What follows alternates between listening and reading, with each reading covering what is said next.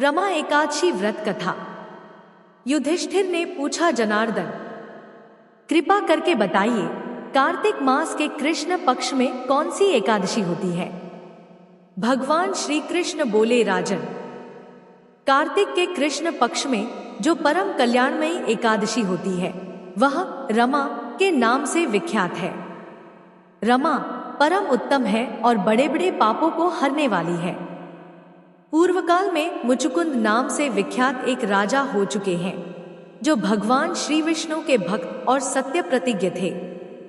निष्कंटक राज्य का शासन करते हुए उस राजा के यहाँ नदियों में श्रेष्ठ चंद्रभागा कन्या के रूप में उत्पन्न हुई। राजा ने चंद्रसेन कुमार शोभन के साथ उसका विवाह कर दिया। एक समय की बात है, शोभन अपने ससुर के घर आए।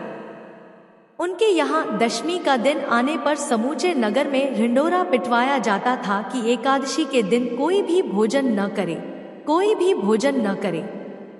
यह डंके की घोषणा सुनकर शोभन ने अपनी प्यारी पत्नी चंद्रभागा से कहा, प्रिय, अब मुझे इस समय क्या करना चाहिए, इसकी शिक्षा दो। चंद्रभागा बोली, प्रभु, मेरे पिता के घर पर तो एकादशी को कोई भी भोजन नहीं कर सकता।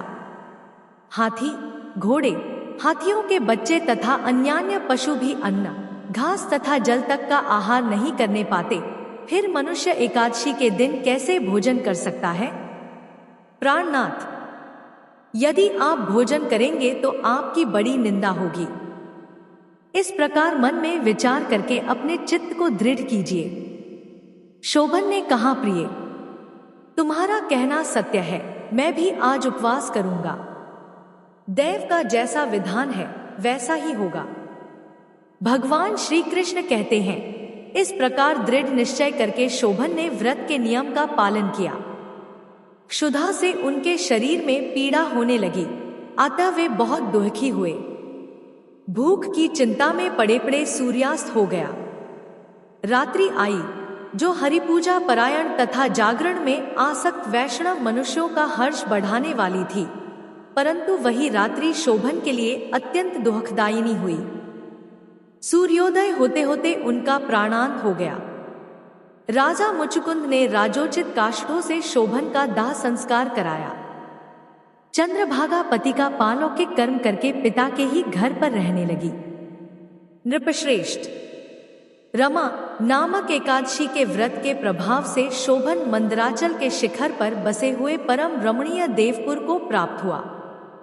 वहां शोभन द्वितीय कुबेर की भांति शोभा पाने लगा।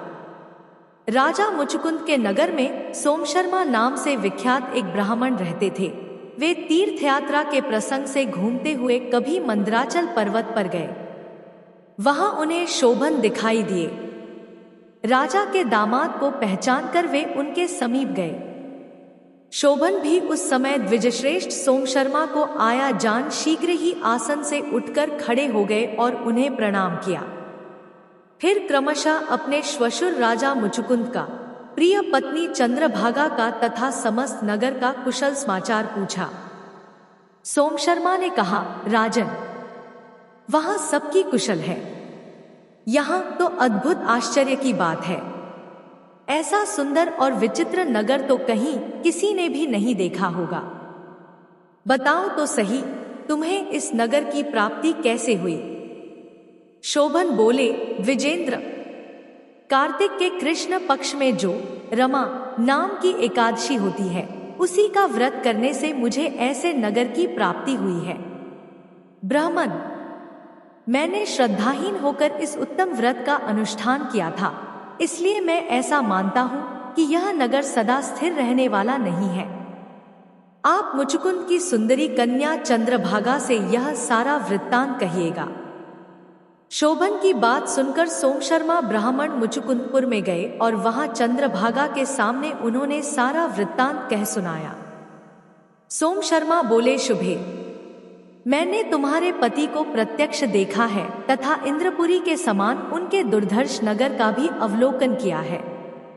वे उसे अस्थिर बतलाते थे, तुम उसको स्थिर बनाओ। चंद्रभागा ने कहा, ब्रह्मर्षि, मेरे मन में पति के दर्शन की लालसा लगी हुई है, आप मुझे वहां ले चलिए। मैं अपने व्रत के पुण्य से उस नगर को स्थिर बनाऊंगी।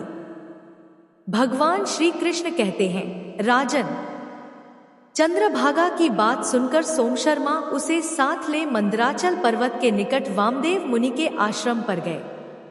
वहां ऋषि के मंत्र की शक्ति तथा एकादशी सेवन के प्रभाव से चंद्रभागा का शरीर दिव्य हो गया तथा उसने दिव्य गति प्राप्त कर ली। इसके बाद वह पति के समीप गई। उस समय उसके नेत्र हर्षोल्लास से खिल रहे थे। अपनी प्रिय पत्नी को आई देख शोभन को बड़ी प्रसन्नता हुई। उन्होंने उसे बुलाकर अपने वामभाग में सिंहासन पर बिठाया। तत्पश्चात चंद्रभागा ने हर्ष में भरकर अपने प्रियतम से यह प्रिय वचन कहा, नाथ, मैं हित की बात कहती हूँ, सुनिए। पिता के घर में रहते समय जब मेरी अवस्था 8 वर्ष से अधिक हो गई, तभी से लेकर आज तक मैंने जो एकादशी के व्रत किए हैं और उनसे मेरे भीतर जो पुण्य संचित हुआ है, उसके प्रभाव से यह नगर कल्प के अंत तक स्थिर रहेगा तथा सब प्रकार के मनोवांछित वैभव से समृद्धिशाली होगा। नृपश्रेष्ठ, इस प्रकार रमा व्रत के प्रभाव से चंद्रभागा दिव्य भोग, दिव्य रूप और दिव्य आभरणों से विभूषित हो अपने पति के साथ मंदराचल के शिखर पर विहार करती है। राजन, मैंने तुम्हारे समक्ष रमा नामक एकादशी का वर्णन किया है। यह चिंतामणि तथा कामधेनु के समान सब मनोरथों को पूर्ण करने वाली है। मैंने दोनों पक्षों के एकादशी व्रतों का पापनाशक महात्म्य बताया है। जैसी कृष्ण पक्ष की एकादशी है, वैसी ही शुक्ल पक्ष की भी है, उनमें भेद नहीं करना चाहिए। जैसे सफेद रंग की गाय हो या काले रंग की, दोनों का दूध एक सा ही होता है, इसी प्रकार दोनों पक्षों की एकादशियां समान फल देने वाली है। जो मनुष्य एकादशी व्रतों का महात्म्य सुनता है, वह सब पापों से मुक्त हो श्री विष्णु लोक में प्रतिष्ठित होता है। अब आइए अंत में श्रवण करते हैं एकादशी माता की कथा। युधिष्ठिर ने भगवान श्री कृष्ण से पूछा, भगवान, पुण्यमयी एकादशी तिथि कैसे उत्पन्न हुई? इस संसार में वह क्यों पवित्र मानी गई तथा देवताओं को कैसे प्रिय हुई? श्री कृष्ण भगवान बोले, कुंती नंदन, प्राचीन समय की बात है। सतयुग में मुर नामक दानव रहता था। वह बड़ा ही अद्भुत, अत्यंत रौद्र तथा संपूर्ण देवताओं के लिए भयंकर था। उस काल रूपधारी दुरात्मा महासुर ने इंद्र को भी जीत लिया था। संपूर्ण देवता उससे परास्त होकर स्वर्ग से निकाले जा चुके थे और शंकित तथा भयभीत होकर पृथ्वी पर विचरा करते थे। एक दिन सब देवता महादेव जी के पास गए। वहां इंद्र ने भगवान शिव के आगे सारा हाल कह सुनाया।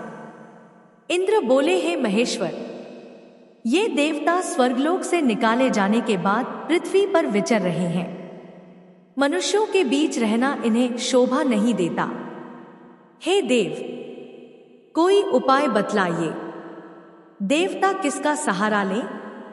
महादेव जी ने कहा, देवराज, जहां सबको शरण देने वाले, सबकी रक्षा में तत्पर रहने वाले जगत के स्वामी भगवान गरुड़ध्वज विराजमान है, वहां जाओ।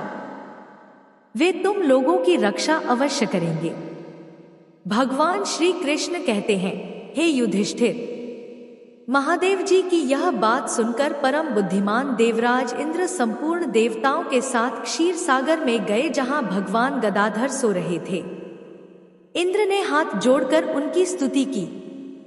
इंद्र बोले, देव देवेश्वर, आपको नमस्कार है। देव, आप ही पति, आप ही मति, आप ही कर्ता और आप ही कारण हैं। आप ही सब लोगों की माता और आप ही इस जगत के पिता हैं। देवता और दानव दोनों ही आपकी वंदना करते हैं। हे पुंडरीकाक्ष, आप दैत्यों के शत्रु हैं। मधुसूदन, हम लोगों की रक्षा कीजिए प्रभो। जगन्नाथ, अत्यंत उग्र स्वभाव वाले महाबली मुर नामक दैत्य ने इन संपूर्ण देवताओं को जीतकर स्वर्ग से बाहर निकाल दिया है। भगवान देव देवेश्वर, देवता भयभीत होकर आपकी शरण में आए हैं। दानवों का विनाश करने वाले कमलनयन भक्तवत्सल जनार्दन, हमारी रक्षा कीजिए। भगवान शरण में आए हुए देवताओं की सहायता कीजिए। इंद्र की बात सुनकर भगवान विष्णु बोले, देवराज, यह दानव कैसा है, उसका रूप और बल कैसा है तथा उस दुष्ट के रहने का स्थान कहाँ है। देवराज इंद्र बोले, देवेश्वर, पूर्वकाल में ब्रह्मा जी के वंश में तालजंग नामक एक महान असुर उत्पन्न हुआ था, जो अत्यंत भयंकर था। उसका पुत्र मुर दानव के नाम से विख्यात है। वह भी अत्यंत उत्कट, महापराक्रमी और देवताओं के लिए भयंकर है। चंद्रावती नाम से प्रसिद्ध एक नगरी है, उसी में स्थान बनाकर वह निवास करता है। उस दैत्य ने समस्त देवताओं को परास्त करके उन्हें स्वर्गलोक से बाहर कर दिया है। उसने एक दूसरे ही इंद्र को स्वर्ग के सिंहासन पर बैठाया है। अग्नि, चंद्रमा, सूर्य, वायु तथा वरुण भी उसने दूसरे ही बनाए हैं। जनार्दन, मैं सच्ची बात बता रहा हूं, उसने सब कोई दूसरे ही कर लिए हैं। देवताओं को तो उसने उनके प्रत्येक स्थान से वंचित कर दिया है। इंद्र की यह बात सुनकर भगवान जनार्दन को बड़ा क्रोध आया। उन्होंने देवताओं को साथ लेकर चंद्रावती नगरी में प्रवेश किया। भगवान गदाधर ने देखा कि दैत्यराज बारंबार गर्जना कर रहा है और उससे परास्त होकर संपूर्ण देवता दसों दिशाओं में भाग रहे हैं। अब वह दानव भगवान विष्णु को देखकर बोला, खड़ा रह, खड़ा रह। उसकी यह ललकार सुनकर भगवान के नेत्र क्रोध से लाल हो गए। वे बोले, अरे दुराचारी दानव, मेरी इन भुजाओं को देख। यह कहकर श्री हरि विष्णु जी ने अपने दिव्य बाणों से सामने आए हुए दुष्ट दानवों को मारना आरंभ किया। दानव भय से विह्वल हो उठे। भगवान श्री कृष्ण कहते हैं, हे पांडनंदन। तत्पश्चात श्री विष्णु ने दैत्य सेना पर चक्र का प्रहार किया। उससे छिन्न भिन्न होकर सैकड़ों योद्धा मौत के मुख में चले गए। इसके बाद भगवान मधुसूदन बद्रिकाश्रम को चले गए। वहां सिंहावती नाम की गुफा थी, जो 12 योजन लंबी थी। उस गुफा में एक ही दरवाजा था। भगवान विष्णु उसी में सो गए। वह दानव मुर भगवान को मार डालने के उद्देश्य से उनके पीछे पीछे तो लगा ही था, उसने भी उसी गुफा में प्रवेश किया। वहां भगवान को सोते देख उसे बड़ा हर्ष हुआ। उसने सोचा, यह दानवों को भय देने वाला देवता है, अतः निसंदेह इसे मार डालूंगा। दानव के इस प्रकार विचार करते ही भगवान विष्णु के शरीर से एक कन्या प्रकट हुई, जो बड़ी ही रूपवती, सौभाग्यशालिनी तथा दिव्य अस्त्र शस्त्रों से सुसज्जित थी। वह भगवान के तेज के अंश से उत्पन्न हुई थी। उसका बल और पराक्रम महान था। दानवराज मुर ने उस कन्या को देखा। कन्या ने युद्ध का विचार करके दानव के साथ युद्ध के लिए याचना की। तत्पश्चात युद्ध छिड़ गया। कन्या सब प्रकार की युद्धकला में निपुण थी। वह मुर नामक महान असुर उसके हुंकार मात्र से राख का ढेर हो गया। दानव के मारे जाने पर भगवान जाग उठे। उन्होंने दानव को धरती पर इस प्रकार निष्प्राण पड़ा देखकर कन्या से पूछा, मेरा यह शत्रु अत्यंत उग्र और भयंकर था, किसने इसका वध किया है? कन्या बोली, हे प्रभु, आपके ही प्रसाद से मैंने इस महादैत्य का वध किया है। श्री हरि भगवान ने कहा, कल्याणी, तुम्हारे इस कर्म से तीनों लोकों के मुनि और देवता आनंदित हुए हैं। अतः तुम्हारे मन में जैसी इच्छा हो उसके अनुसार मुझसे कोई वर मांग लो। देव दुर्लभ होने पर भी वह वर मैं तुम्हें दूंगा, इसमें तनिक भी संदेह नहीं है। वह कन्या साक्षात एकादशी ही थी। कन्या ने कहा, प्रभु, यदि आप प्रसन्न हैं तो मैं आपकी कृपा से सब तीर्थों में प्रधान, समस्त विघ्नों का नाश करने वाली तथा सब प्रकार की सिद्धि देने वाली देवी हो। जो लोग आप में भक्ति रखते हुए मेरे दिन को उपवास करेंगे, उन्हें सब प्रकार की सिद्धि प्राप्त हो। जो लोग उपवास करके मेरे व्रत का पालन करें, उन्हें आप धन, धर्म और मोक्ष प्रदान कीजिए। श्री विष्णु बोले, कल्याणी, तुम जो कुछ कहती हो वह सब पूर्ण होगा। भगवान श्री कृष्ण कहते हैं, युधिष्ठिर, ऐसा वर पाकर महाव्रता एकादशी बहुत प्रसन्न हुई। दोनों पक्षों की एकादशी समान रूप से कल्याण करने वाली है। इसमें शुक्ल और कृष्ण का भेद नहीं करना चाहिए। यदि उद्यकाल में थोड़ी सी एकादशी, मध्य में पूरी द्वादशी और अंत में किंचित त्रयोदशी हो तो वह त्रिस्पृशा एकादशी कहलाती है। वह भगवान को बहुत ही प्रिय है। यदि एक त्रिस्पृशा एकादशी को उपवास कर लिया जाए तो 1000 एकादशी व्रतों का फल प्राप्त होता है तथा इसी प्रकार द्वादशी में पारण करने पर 1000 गुना फल माना गया है। अष्टमी, एकादशी, षष्ठी, तृतीय और चतुर्दशी ये यदि पूर्व तिथि से विद्ध हों तो उनमें व्रत नहीं करना चाहिए। परवर्तिनी तिथि से युक्त होने पर ही इनमें उपवास का विधान है। पहले दिन में और रात में भी एकादशी हो तथा दूसरे दिन केवल प्रातः काल एकदंड एकादशी रहे तो पहली तिथि का परित्याग करके दूसरे दिन की द्वादशीयुक्त एकादशी को ही उपवास करना चाहिए। यह विधि मैंने दोनों पक्षों की एकादशी के लिए बताई है। जो मनुष्य एकादशी को उपवास करता है वह वैकुंठ धाम में जाता है, जहां साक्षात भगवान गरुड़ ध्वज विराजमान रहते हैं।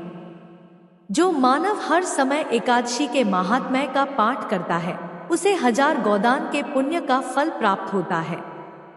जो दिन या रात में भक्ति पूर्वक इस महात्म्य का श्रवण करते हैं वे संदेह, ब्रह्महत्या आदि पापों से मुक्त हो जाते हैं। एकादशी के समान पापनाशक व्रत दूसरा कोई नहीं है। बोलिए लक्ष्मी नारायण भगवान की जय। यह थी आज की वीडियो। उम्मीद है आपको पसंद आई होगी। वीडियो को लाइक जरूर करें और कमेंट में जय श्री कृष्ण अवश्य लिखें। साथ ही चैनल को सब्सक्राइब करें ताकि ऐसी ही आध्यात्मिक जानकारी आपको प्राप्त हो। मिलते हैं अगले वीडियो में। आप सभी का धन्यवाद।